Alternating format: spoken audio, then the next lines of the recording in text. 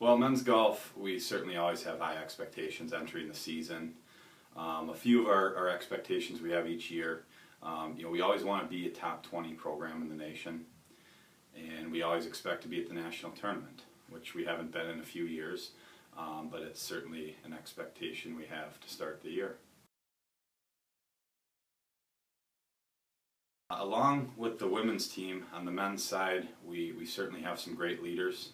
I have a senior captain in Jake Erickson, who is already, in just a week and a half, we've been a group, has been really helpful to the younger players, the freshmen specifically. We have another senior, Sean Murphy, who he leads a little more by example, but definitely strong leadership on the team.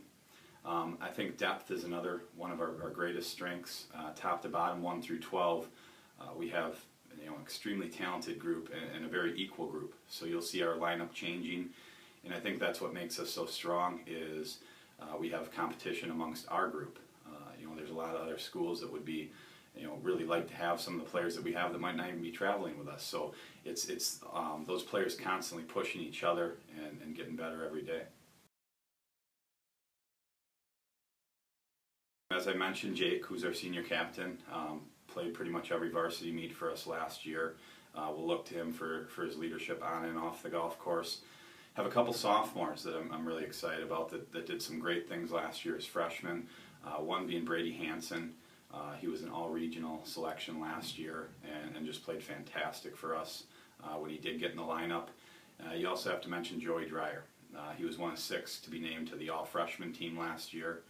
So with that group of strong returners, I see really good things for us right away. Got a great recruiting class in this year. Have 4 freshmen in. 2 actually are local guys that went to Memorial that I've been recruiting the last few years.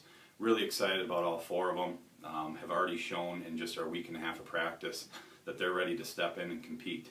So I wouldn't be surprised to see a couple of them in our lineup this fall and beyond.